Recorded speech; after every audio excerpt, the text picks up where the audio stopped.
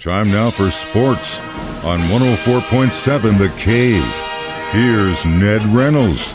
Like the intern, Ned Reynolds back in the studio. It's Monday, and it's about time. The NFL draft is here. Well, this week at the end of it, and it's happening in Vegas. I hear tickets are like, what, $2,000, $3,000, something crazy like that. Me personally, if I was in Las Vegas, I'd be sitting in a pool watching it on a big screen as I walk up to the bar to get another drink. But the good news is we're one more year closer now to when they host this thing downtown Kansas City on the steps of Union Station is what I hear they're going to do.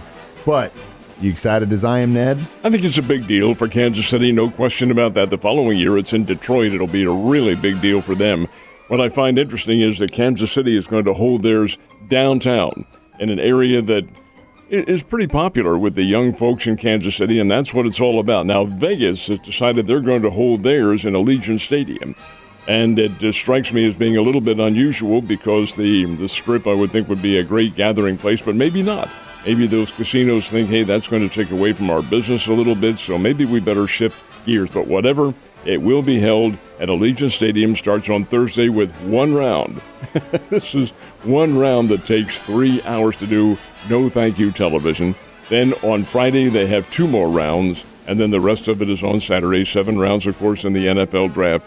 And magically, that 15-minute window, you're on the clock for 15 minutes. That goes down to about a minute and a half on Saturday.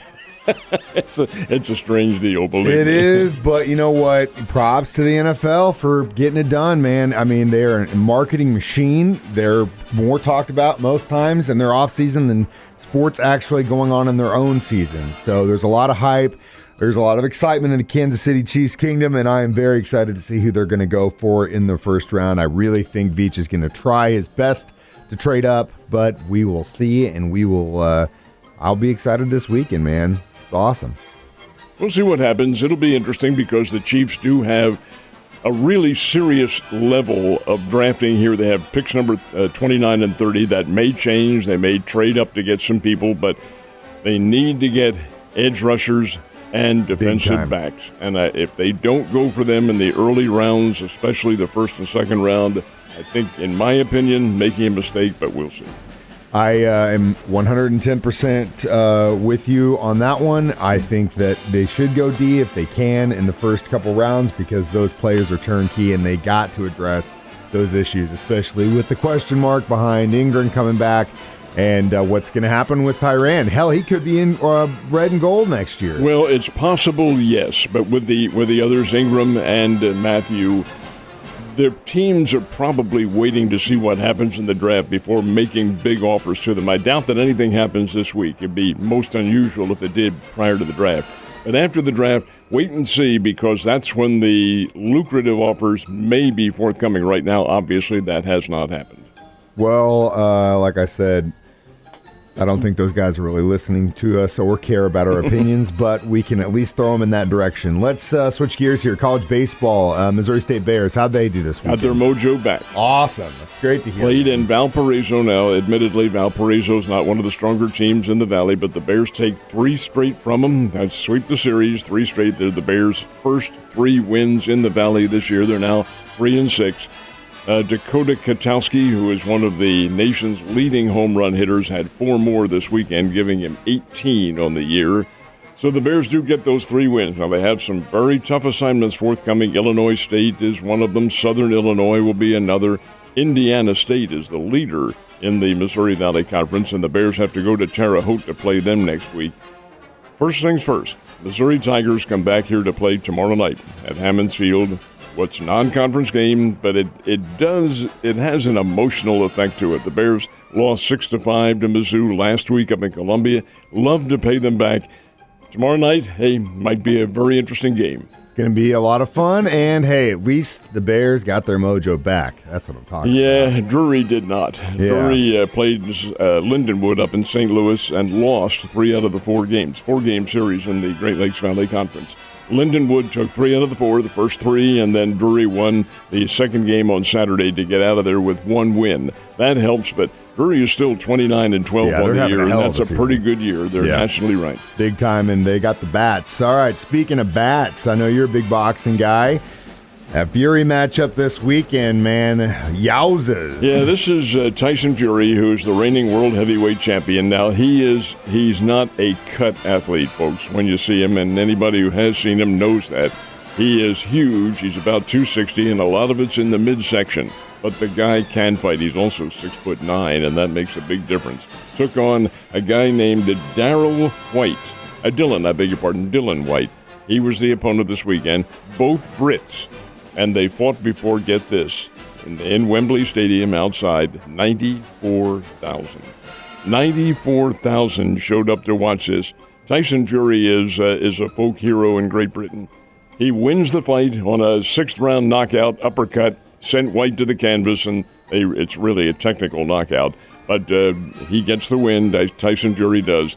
The American promoters are trying to get him back over here to fight some of our better heavyweights, but so far that hasn't happened. Fury says he's going to retire before too much longer, and he probably will hold true to that. But he's an interesting fighter to watch because it's not a beautiful scene. It is a slugger. It is a slaughter is the word you're looking for. So Cardinals and Royals had games yesterday, correct? They did indeed. They get the dubs? No, they did not. Wow. This is kind of tough because I really felt like the Cardinals would sweep Cincinnati. Cincinnati Reds, who over the years have been built their tradition on power. My goodness sake, had powerful teams, and they did last year. Traded away all that power or let them go as free agents. Castellanos is with the Phillies now. Suarez. Jesse Winker, who got the winning hit against the Royals last night with Seattle now. Their power base is gone. Cincinnati's a very weak team, and yet somehow they squeezed out a 4-1 victory over the Cardinals yesterday. The end, get this, of an 11-game losing streak. Cincinnati had lost 11 in a row going into that game. Did beat the Cardinals yesterday 4-1. Well, every team's going to win probably 54 games. That's the old reality in Major League Baseball. Win 54, lose 54, and the other 54, well, that's where your pennant's going to be decided. Well, the Reds aren't going to be a pennant-winning team this year. Cardinals lose to them, return home tonight to take on the New York Mets. Now, the Royals, boy, I'll tell you, this is a puzzling team. They're off to a very slow start. They're a much better team from what they have played. Out in Seattle over the weekend against the Mariners, and Mariners sweep them. Kansas City had a chance to put it away yesterday and win one game, had a 4-3 lead in the 10th inning, let it get away. And in the 11th inning, the aforementioned Jesse Winker, a former Cincinnati Red, came up with a winning hit, and the Seattle Mariners win by a score of 5-4. So the Royals leave Seattle with a sweep. And a sweep by the other team that just doesn't fit very well. No, it doesn't, and it's unfortunate they couldn't get that dub yesterday. I hate to see that for the Royals, but it's an early season, and we've got a lot more baseball to play. And now let's talk about some racing. Had Talladega over the weekend, didn't we? Yeah, and a great race, too. This is the Super Speedway in Talladega, and Ross Chastain came away with the victory in this one, and it came out of the pack. It was a tremendous pack into the final lap of the race, 500-mile race, the Geico 500. Fans were there, huge crowd at Talladega yesterday. And around into the final turn, they came in down the stretch. And a big pack going for it. Looked like Kyle Larson was going to win the race. Then all of a sudden, drivers started jockeying for position, performing the blocking technique. Cars started swinging. They were sweeping and spinning and doing all sorts of things. And Ross Chastain came out of the pack and crossed the finish line first. So he gets the checkered flag, wins the Talladega race, the 500, the Geico 500. It's one of several races I'll have in Talladega this year. That's an interesting speedway. The banking on the curves is about 35 degrees. It is huge. And the crowd loved it. High speeds, big race, Chastain the winner. God, it's like watching the NASCAR racing the last few years, like watching a game of hot potato towards the end with these guys swinging into each other. All right, let's talk basketball. 4 NBA playoff games yesterday. If you like basketball, you were in heaven yesterday because there was a lot of great competition. And there will be more of them coming up. Of course, the NBA playoffs, Milwaukee defeats the Chicago Bulls 119-95. The Milwaukee Bucks now lead 3-1. Denver and Golden State. Golden State was going for a sweep, but Denver got the win, so Golden State leads that best-of-7 series 3-1. Miami and Atlanta. Miami playing down in Miami defeated the Atlanta Hawks. Miami leads that series 3-1, but the one that's most surprising is Phoenix and New Orleans. The Phoenix Suns are an odds-on favorite to win the NBA championship this year. To win the whole thing, they're a very good team. New Orleans Pelicans are young, getting better, and that series is now tied at 2 games apiece. The Pelicans 118, the Phoenix Suns 103. Phoenix may have some serious injury problems. Interesting the way the postseason works. It's the way it always does. If you can't keep guys healthy, you're in for a rude awakening. Ned, thanks for being here. Have a great day, sir. Sir.